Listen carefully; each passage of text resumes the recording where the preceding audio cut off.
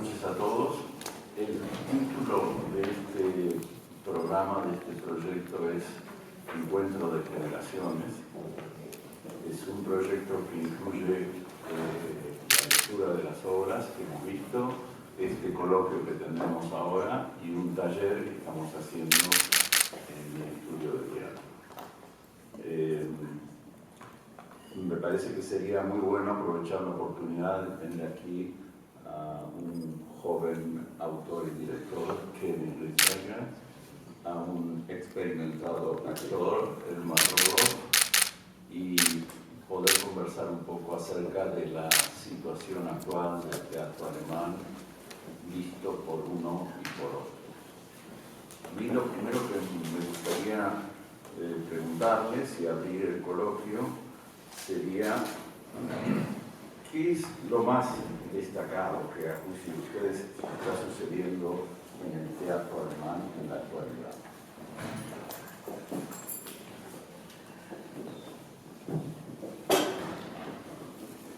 Die Frage ist, okay, so oder so?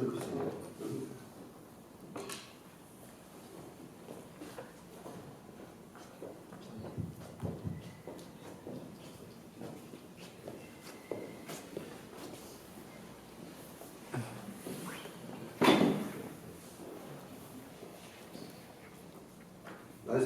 Geht das?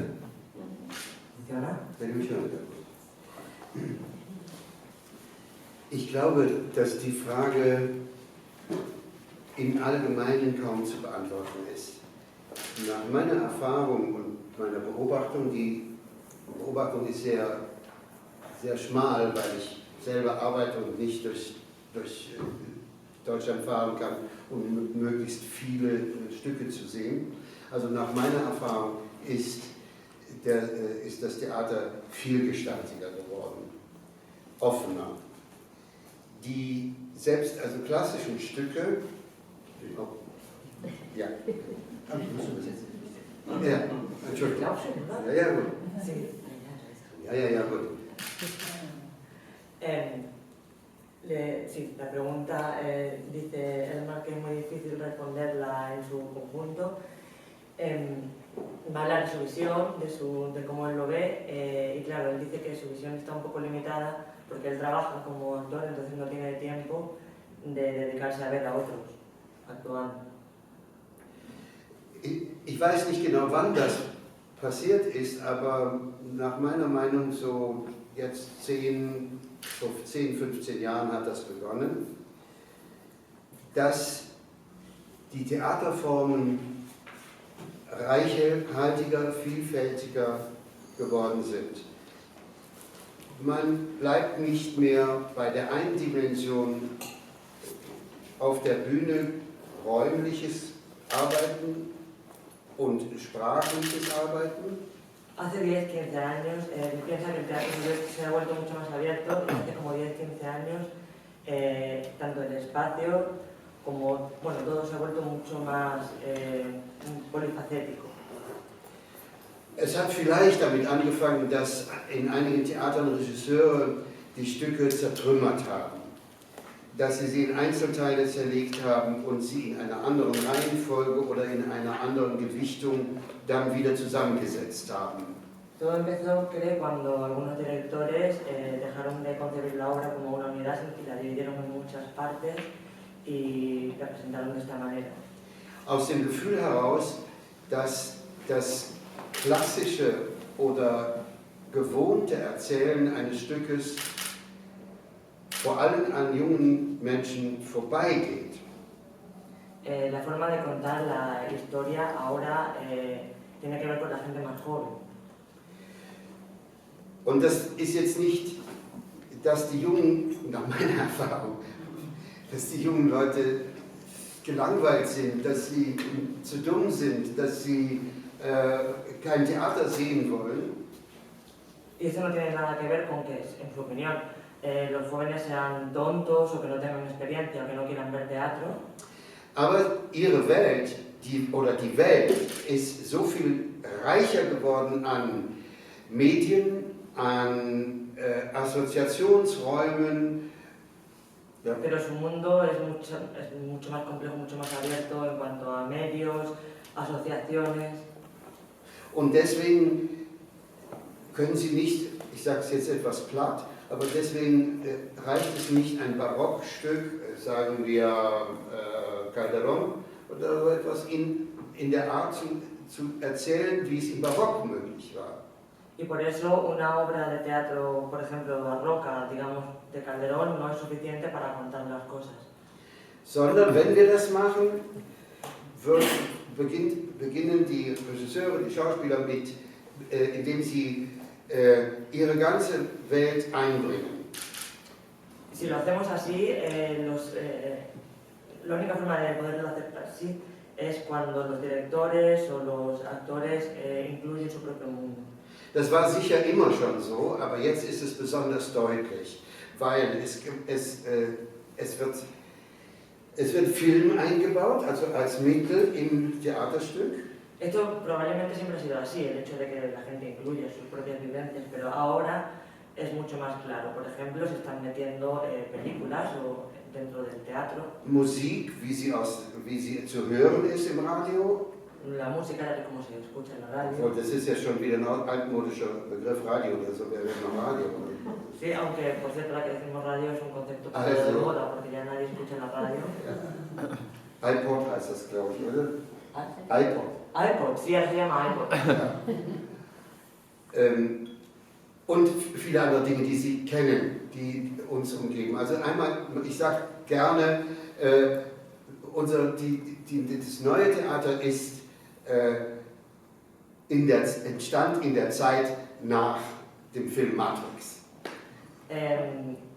Bueno, y muchas otras cosas. Para resumir, diría que el nuevo teatro empezó a partir de la película Matrix.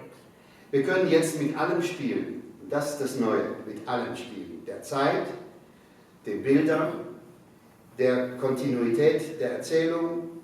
Ahora podemos jugar con todo, eso es lo nuevo. Podemos jugar con el tiempo, con las imágenes, con la continuidad del discurso.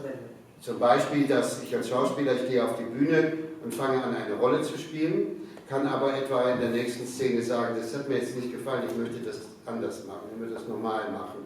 Oder das gefällt mir überhaupt nicht. Also ist der Autor hier, dann können wir als Beispiel. Por ejemplo, como un ejemplo, yo como autor podría estar haciendo una obra, hacer el primer acto y el segundo acto decir, pues esto no me gusta nada, la verdad que lo que acabo de hacer no me ha gustado, está el autor por aquí que le quiero decir algo.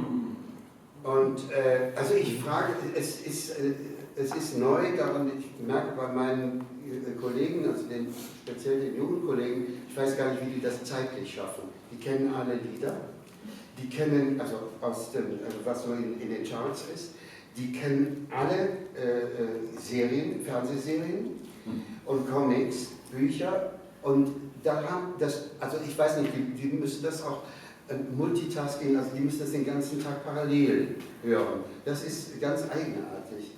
Me resulta muy curioso y realmente no tengo ni idea de cómo lo consiguen mis compañeros más jóvenes porque se saben todas las canciones.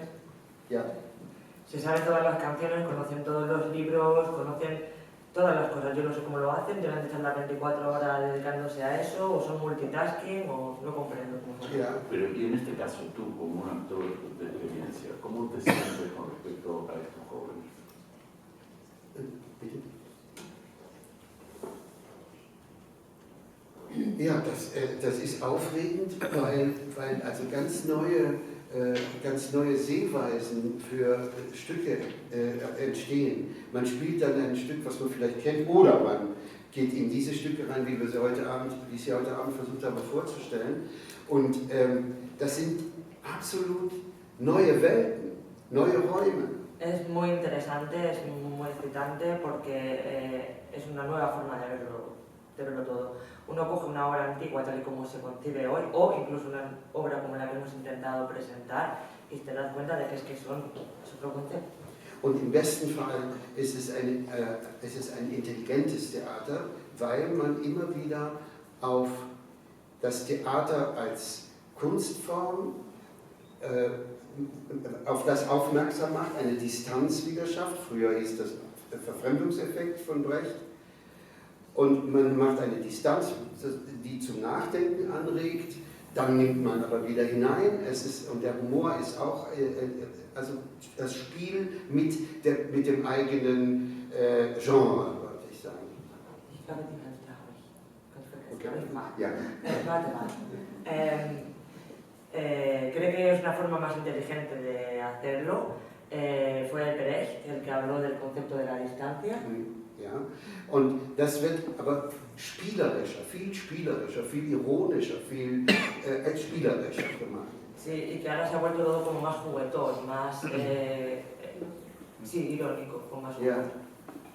Ich habe als Beispiel im Workshop erzählt, dass ich im Sturm von Shakespeare mit einem jungen Schauspieler eine Probe hatte. Und ich habe so richtig, wie sich das gehört, ordentlich Theaterdonner gemacht und En el taller está teniendo lugar un taller entre David y Erma, esto lo digo yo, para el que no lo sepa, que comprenda de qué va. Y entonces él contó como ejemplo que estaba en una prueba, en un ensayo, con un actor mucho más joven que él, haciendo una obra de Shakespeare y que él, La Tempestad, sí, y que él hizo su papel, pues vamos, como mandan los cánones. ja, und ich ging auf ihn zu und muss mit ihm reden und der guckt mich an und sagt zu mir, meinst du das ernst? Ich glaube dir kein Wort. Das ist doch Quatsch, was du da sagst. Das hat doch nichts mit dem Stück zu tun. Y que nada, después de hacer su teatro tan estupendo, el jovencito va hacia él y le dice, pero esto me lo estás diciendo en serio, ¿de qué vas? Und das war wir haben diesen Moment behalten, weil meine Rolle war Gonzalo und Gonzalo erzählt einen sehr, sehr schönen utopischen Text, der bis heute von den Rastafari benutzt wird, um ihre Kultur zu erklären. Y esto lo mantuvieron durante un tiempo. Él tenía el papel de Gonzalo y Gonzalo es una persona cuyo discurso mantienen hoy en día los Rastafari para sustentar el suyo. Ja, und dann sagt er, aber was erzählst du denn da? Ich verstehe überhaupt nichts davon, was ist und wo ist der Witz, da in der Sonne rumzusitzen? Und das soll die Utopie sein, glaube ich dir nicht, sagt er zu mir. Sí, el jovencito le decía, pero de verdad yo no le veo la gracia a esto tendría que ser la utopía, es que no sé de qué me habla.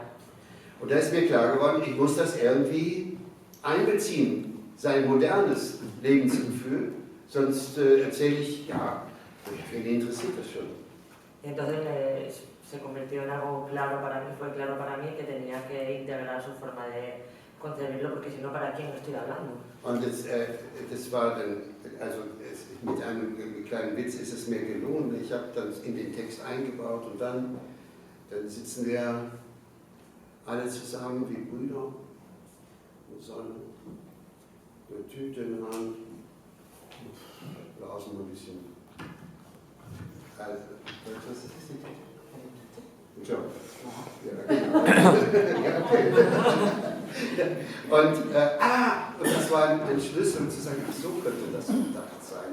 Es klingt simpel, war aber eine Drehung in unseren Proben und auch in dem Stück, in der Präsentation. La forma de integrar esta situación en la obra, que al final lo hice, fue sentarme junto a él, estar como esa parte utópica, mirar un poco al cielo, nos fumamos nuestro porro, nos quedamos así.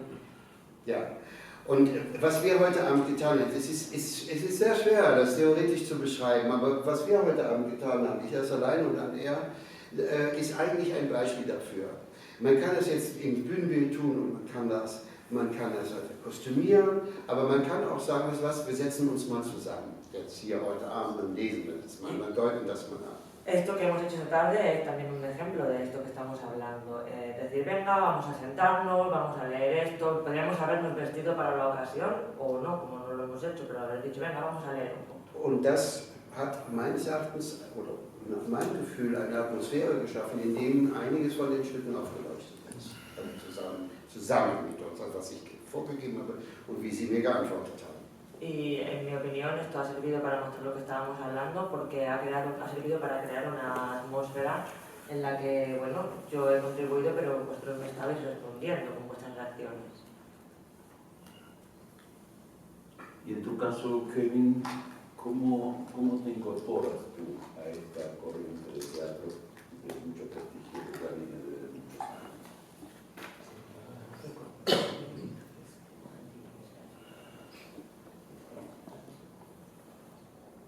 ¿Cómo te sumas a este teatro?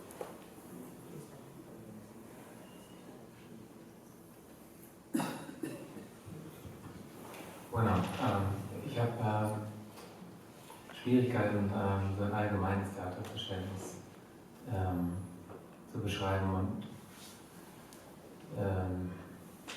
das liegt einerseits daran, dass ich es nicht, ich glaube, das gibt es glaube ich nicht, es gibt schon vielleicht ein Spiegel einer Zeit und was Emma schon referiert hat, also dass der Einsatz von Medien sich sozusagen vervielfältigt hat. Tengo problemas yo para hablar del teatro así en general. Por un lado está lo que ha dicho Elma del teatro, que se ha hecho mucho más diverso, mucho más amplio, con más medios.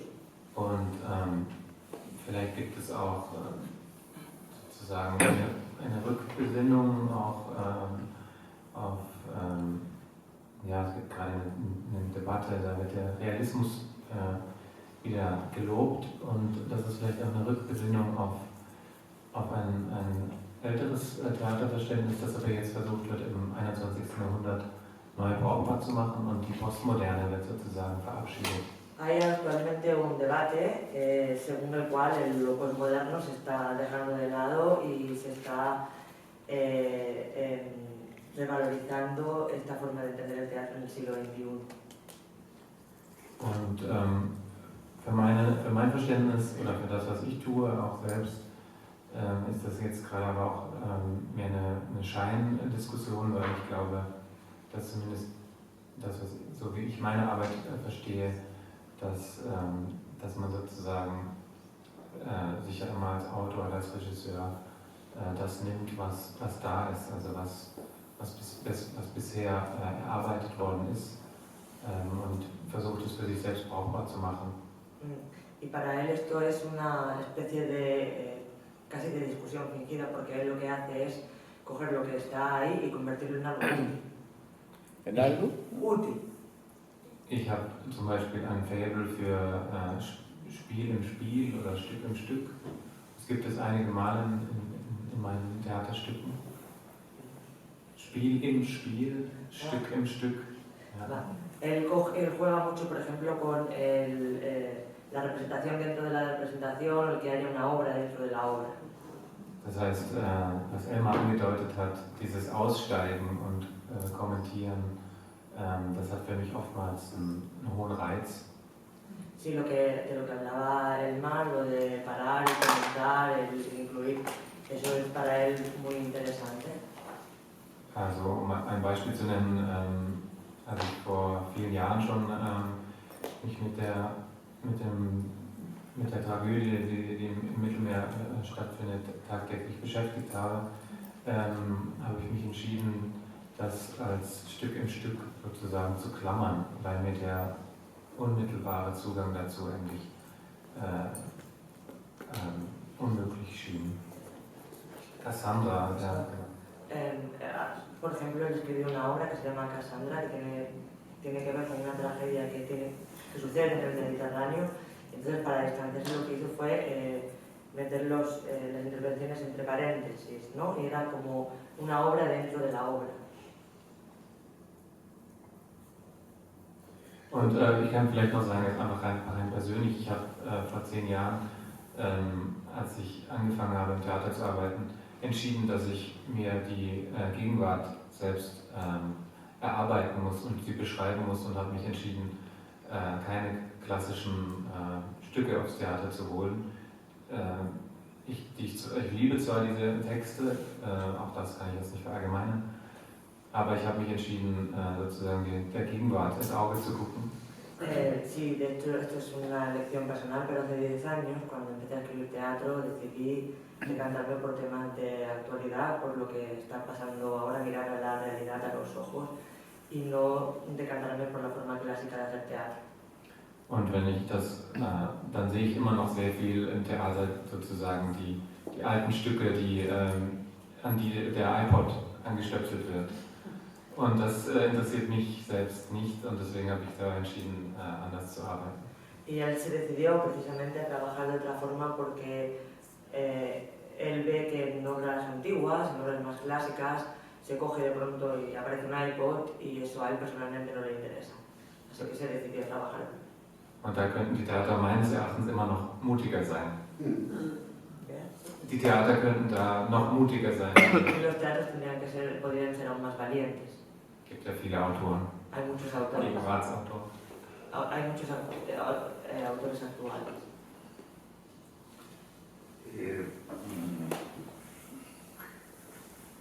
Quizás estamos dando por presupuesto muchas cosas, pero bueno, yo personalmente soy un gran admirador del teatro alemán. Me parece que es seguramente el teatro más interesante que se hace en Europa desde hace muchos años, no solo por las obras, sino sobre todo por todo el impulso renovador que han tenido algunos regisseurs muy importantes desde los años 70 hasta ahora.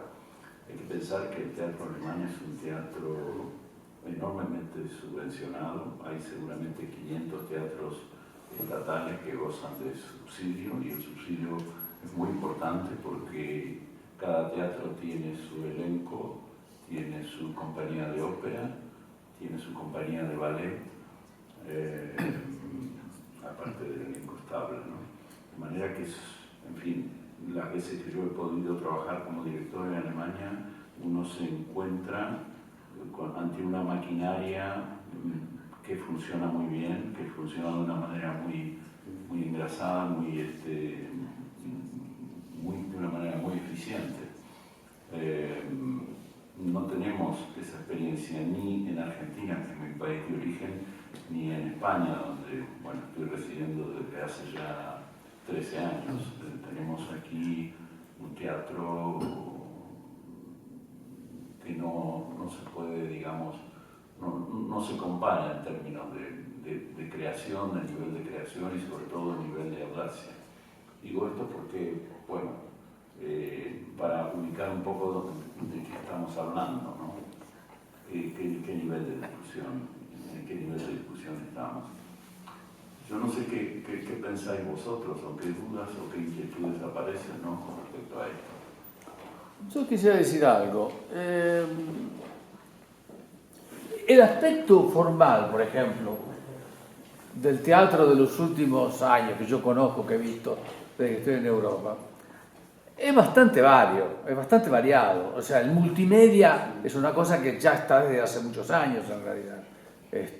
Si uno ve, por ejemplo, la compañía Rafael, la Societas Raffaello Sanzio, por ejemplo, es una explosión de formal, ¿no? A mí lo que más me llama la atención de estos textos, por ejemplo, digamos, ¿no?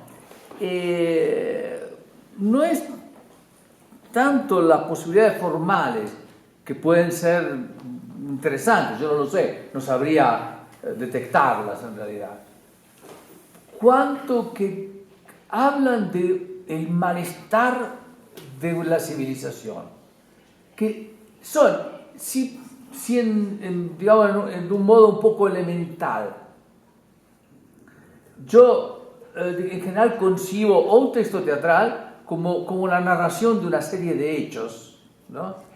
Mientras que acá me dan la impresión de que los hechos están construidos para ejemplificar la situación ambiental de malestar. Digamos, por ejemplo, la propiedad, en el caso de Plebe Coriolano,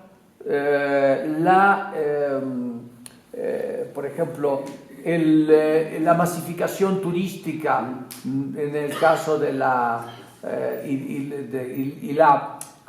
vulgarización de cómo se consideran a las poblaciones, ya vemos, del tercer mundo, en el caso de El miedo viaja conmigo. y la idea de la explosión atómica, digamos, o de algo, por ejemplo, de una catástrofe que nos amenaza, que es muy presente. O sea, entonces me resulta una cosa rara, me parece que lo más importante es la situación ambiental. Y de algún modo, esta es la sensación che tengo, de algún modo la presencia così evidente, esplicita de esta situación ambiental, de estas tres, ¿no? Por ejemplo, despotencia, debilita el conjunto de las acciones que después yo veo, por ejemplo. Entonces, bueno, no sé cómo se puede hacer, pero me llama la atención este malestar de todas las horas. O sea, me ha, ¿cómo te lo decir? En algún modo, no sé si me ha molestado, digamos, en algún modo, pero es una sensación de fuerte, mi viene la parola italiana, disagio, diciamo, no? Pero bueno. Ja, also ich verstehe das, glaube ich verstehe das. Geht mir auch manchmal so, aber jetzt kommen wir wieder zu dem Punkt zurück.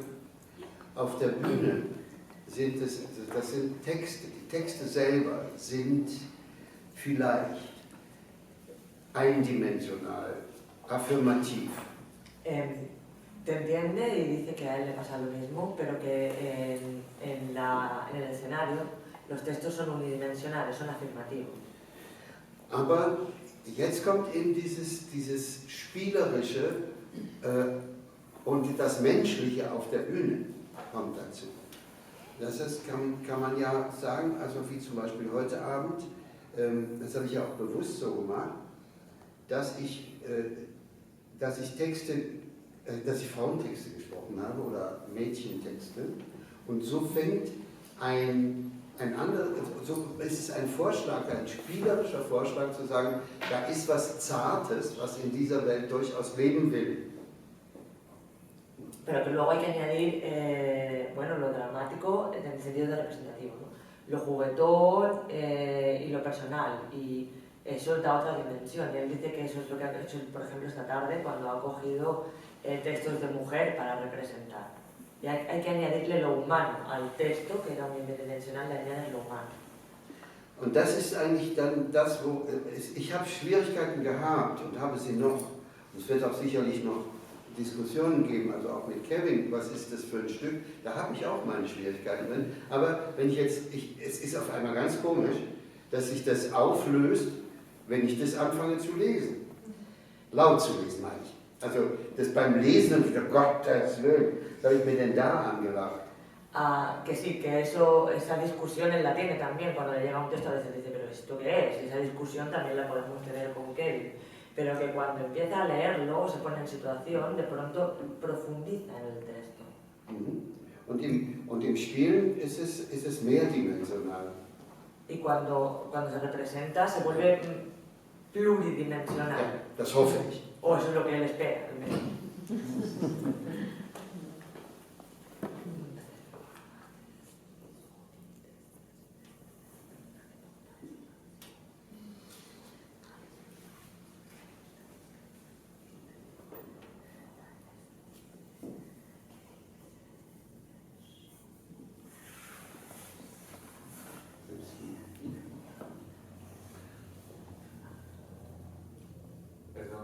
No entiendo la pregunta.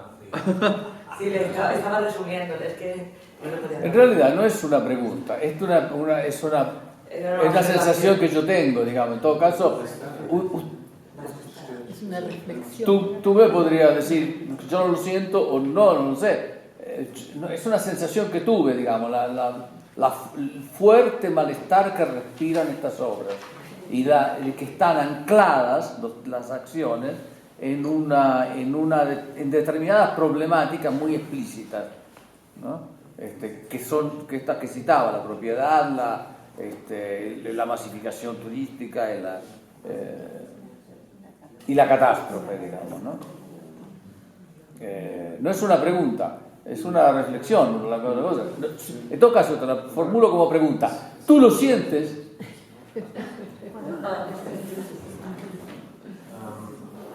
Ich muss gestehen, dass ich die anderen Stücke nicht kenne. Also außer die Ausschnitte, die ich jetzt heute gehört habe. Tengo que confesar que no conozco las otras obras, excepto las partes que ha oído hoy. Und ich könnte nicht sagen, was das Verbindende ist zwischen allen dreien. Y no podría decir cuál es el nexo de unión entre las tres. Ok. Für meinen Zugriff auf Leps Coriolan kann ich nur sagen, dass mich diese Psychodynamik dieses Herrschers, den Shakespeare beschrieben hat, nicht interessiert hat, sondern ich mich eben der Plebs oder der vielköpfigen Menge zugewandt habe. Sobre la obra Leps Coriolan, no se traduce en español, lo que sí puedo decir es que a mí no me interesaba la parte de Coriolan del Shakespeare, sino que yo me he dirigido a la plebe, a la multitud formada por muchas cabezas. Und das ist sozusagen eine Entscheidung, die auch dann im Text durchaus sozusagen sich utopisch formuliert. Y bueno, esta es una decisión que se formula de manera utópica repetidamente a lo largo del texto. Und da bin ich sozusagen einer, der seit Jahren sehr viel selbst aktivistisch ist, aber auch sehr viel mit Aktivisten spricht und sehr an dem Politischen interessiert ist, was da draußen stattfindet. Y esto tiene que ver en mi caso porque soy una persona, soy activista, tengo mucha relación con gente activista y me preocupa lo que está pasando políticamente fuera. Und deswegen,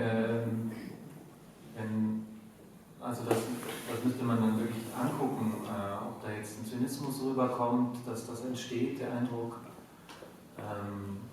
Aber das würde mich jetzt interessieren, also warum diese Beschreibung sozusagen vorgenommen wird oder ob man das kann. Das kann ich nicht beurteilen jetzt so schnell. Y que habría que analizar en este caso si se percibe así o se percibe de manera cínica, cosa que él ahora mismo no es capaz de juzgar. Also zum Beispiel dieser Begriff, den ich gewählt habe, das würde ich gerne zurückgeben, auch ins Podium die Frage.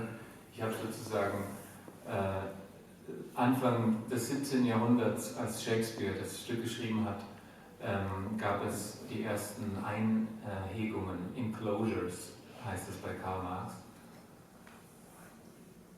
Einhegungen, also ein Zaun den Besitzer. Quiero devolverte la pregunta. Entonces, está diciendo que a principios del siglo XVII, cuando Shakespeare escribió la obra Coriolan, la original, se cercaron las primeras propiedades. Und das sind die ersten Enclosure Rights, also. Y que se dieron los primeros títulos. Sí. Und, derechos. Und die Gegenbewegung gegen diese Enclosures, die habe ich gesucht heute. Und damals gab es die ersten Aktivisten, die nannten sich Diggers und Levelers, weil sie sozusagen die Zäune wieder weggemacht haben. Sí, que entonces él ha buscado, ha investigado a día de hoy acerca de los primeros movimientos que surgieron en contra de este acercamiento y se llamaron pues, de la forma que han dicho. Und ich glaube, da ist sehr viel von dem Geist der Gegenwart, der Platzbesetzungen, vielleicht auch etwas, was dann zu Podemos geführt hat, in dieses Stück eingeflossen. Y que sí, pues mucho espíritu de lo que pasó en aquel momento se puede respirar a día de hoy en la realidad y ese es el espíritu que también ha movido a Podemos. Tú eso a lo mejor no lo sabes, Osvaldo, Podemos. No, sí, yo más o menos estoy enterado. Deswegen würde die Frage, also jetzt meine Frage, mich würde interessieren, ob dieser Begriff Ausheger, ob der im Spanischen funktioniert. Also bei Marx hieß es ja umständlich Expropriación de la Expropriadores. Ja? Wie kann man das jetzt mit ein bisschen mehr Humor, das Gleiche meint, wie könnte man das bezeichnen? Und da habe ich diesen Begriff Ausheger gefunden. Der klingt etwas spitzbübischer und humorvoller, finde ich. Y por eso te devuelve la pregunta. El concepto original de expropiadores, del que habló Marx, pues se le ha dado una vuelta de tuerca, ha intentado ponerle un poquito de humor y ha creado el concepto de cercadores, que es un poco más irónico. Ja, also die Frage ist, funktioniert das deshalb? Sí. Kann man sich darunter was vorstellen? Y pregunta si cuando uno escucha el concepto de cercador, si se imagina rápidamente de qué va. Que hago la impresión, la sensación que tengo, digamos. En general, uno, digamos, en la práctica revolucionaria, la gente se apropia de algo, ¿no? Y en todo caso le rompe la cabeza al otro, al propietario. Entonces, acá no entiendo bien, ¿no?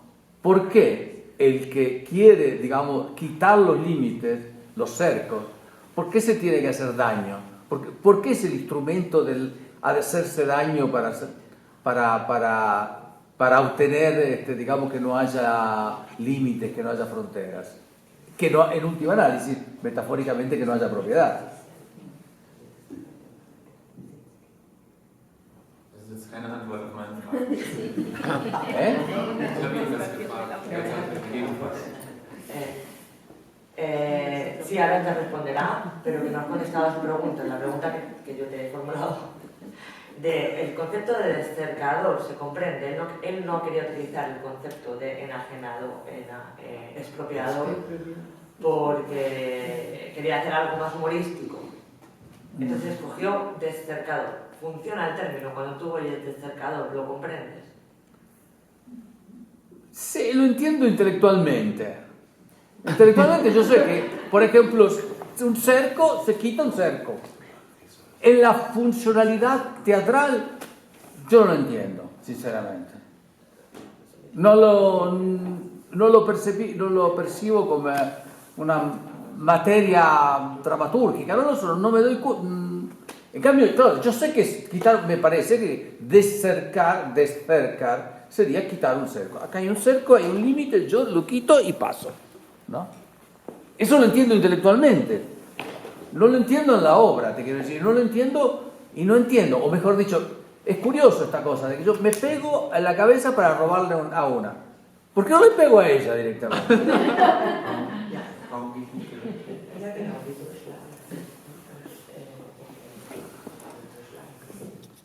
Wenn es um Fragen des Besitzes oder des Eigentums geht, sich insofern vom 20. Jahrhundert unterscheidet, dass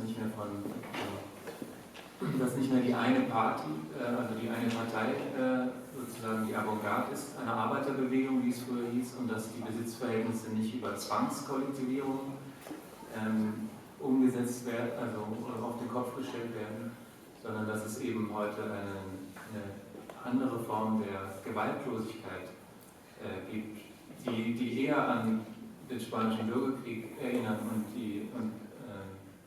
den Anarchismus der 30er Jahre. Ha habido un cambio en la forma de entender esta violencia en la sociedad. Y bueno, se remonta al anarquismo, incluso a la guerra civil española. Antes, efectivamente, la violencia se hacía contra el otro, y hoy en día hay una forma de violencia que es la no violencia. Resumiendo un poco. Also der Gedanke ist, es gibt die Zwangskollektivierungen und es gibt freiwillige Kollektivierungen. El pensamiento que subyace es que está el colectivo forzado. Das sind die zwei Konzepte, die zwei linken Konzepte des 20. Jahrhunderts. Los dos conceptos de la izquierda del siglo XX. Uno es el Zwangskollektivierung, freiwillig. y el voluntario. Está el forzado y el voluntario. Son los dos conceptos de la izquierda del siglo XX. Und es gibt aber was ich hier in einer Farce oder Groteske umgesetzt habe, ist sozusagen der Zweifel, ob eine Kollektivierung wirklich freiwillig gewaltlos stattfinden kann. Y lo que él ha convertido en grotesco es la pregunta si un colectivo puede actuar voluntariamente. Ich habe das auch noch mal so verstanden, also jetzt bei der Bearbeitung, auch wenn ich mir vorstelle, wie ich das lesen soll oder wie ich es spielen müsste, dass es ist eine Farce oder ein Spiel damit, dass man heute gar nicht, die Feindbilder sind nicht mehr so klar, wie sie im 20. Jahrhundert waren. Dass man jetzt sagen kann, da sind die Besitzenden, da gehe ich jetzt hin und so.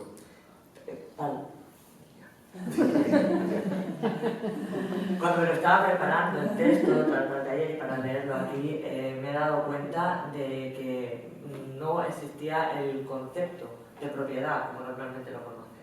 Was soll man machen, wenn alle irgendwie nett zueinander sind und dann werden Stiftungen gemacht und trotzdem verhungern Menschen, trotzdem. So. Porque ¿qué vamos a hacer si todos somos simpáticos los unos con los otros, si hay fundaciones y a pesar de todo la gente se muere de hambre? Und dann versuchen jetzt in dem Stück, ich kann dazu keine lebenden Beispiele sagen, aber in dem Stück versuchen eben die Leute das und sagen, wir tricksen die mit ihren Mitteln aus, damit sie einen Versicherungsfall daraus haben. Ich bin verwundet, aber der Räuber muss ein anderer gewesen sein. Das ist naiv, ist aber ein Witz, das machen Geschichten aus dem Mittelalter auch, also Räubergeschichten. Bueno, es una historia de ladrones que también se hacía en la Edad Media, sí, esa forma naif de hacerlo, de, bueno, pues ahora me voy a dañar, medio cómico, ¿no? Me voy a dañar yo y al final que responda por esto el seguro. Vielleicht hat der Kevin das anders gemeint, aber ich meine, es ist ja so, es gibt ja viele linke Bewegungen, Punk und so etwas. Das ist auf einmal eine Mode. Das heißt, dieses Impulses, dieses Protestimpulses, bemächtigt sich dann eine Modefirma. Und dann gibt es auf einmal zerschnittene Jeans. Was für ein Quatsch. Wogegen soll man, dagegen soll man protestieren.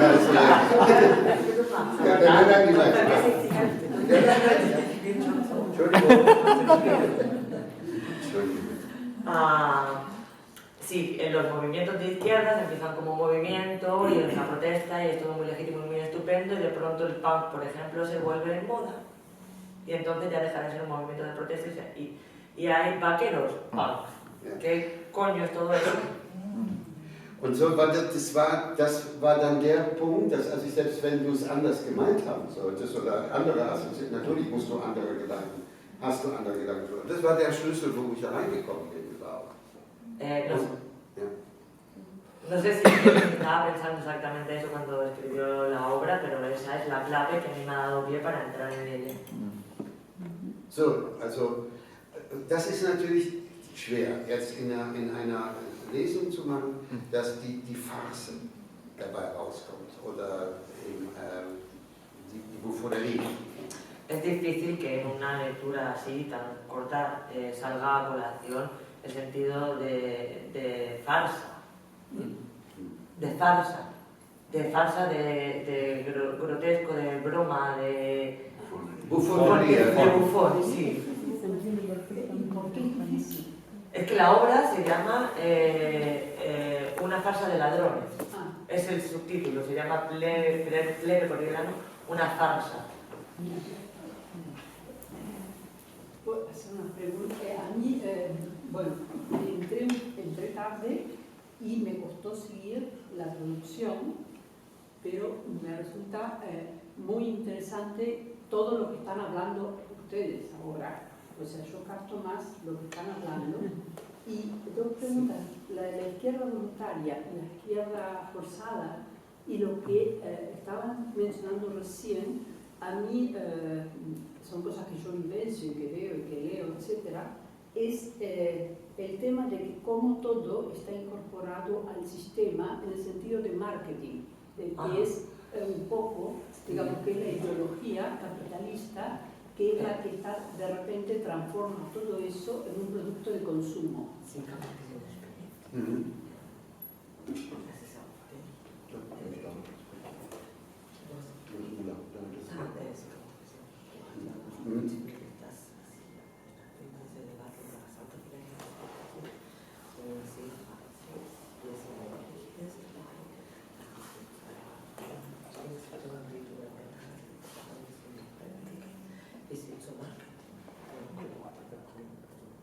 No que los movimientos de la izquierda. No, los que él mencionó, lo del movimiento forzado y el movimiento voluntario, ¿no? Eso es lo que no entendí qué es, lo que quiero saber. Digamos, ¿qué sería el movimiento voluntario y cuál sería el movimiento forzado? Esa es la pregunta. Ah, perdón. No. Sie versteht nicht.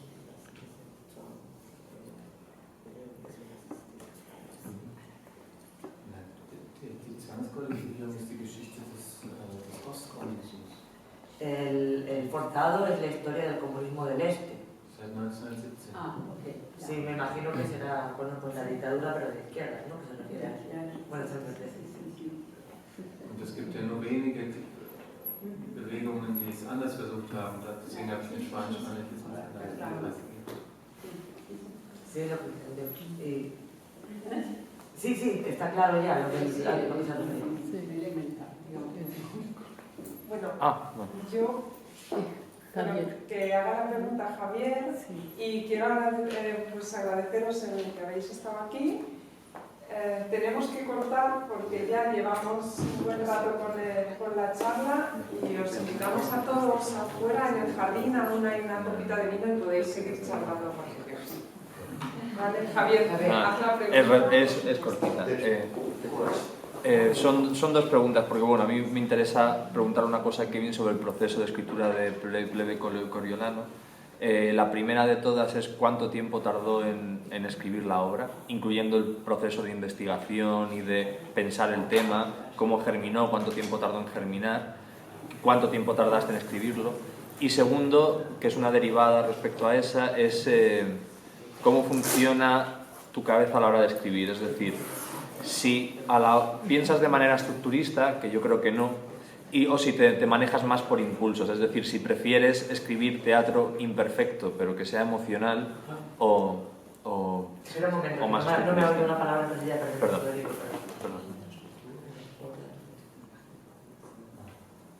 pero nos hemos quedado en impulsos. ¿Piensas en un Quiere decir que creo que no, o funcionas con impulsos? Si funcionas con impulsos o si estructuras lo que quieres decir pormenorizadamente. Yo creo que no, pero bueno, quería...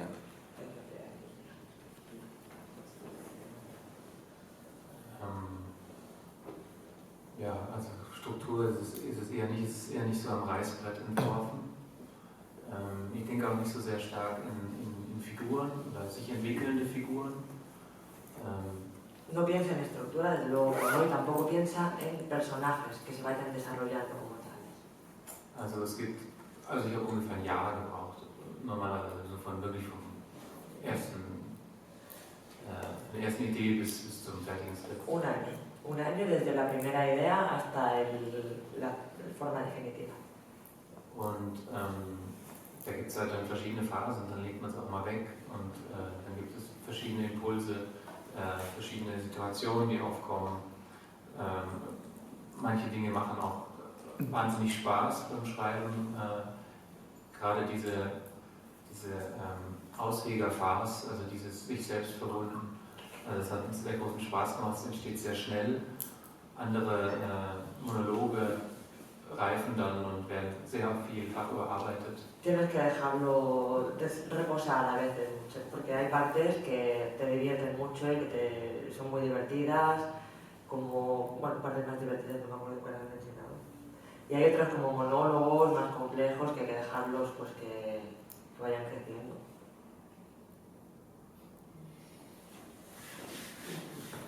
Pues muchas gracias a vosotros.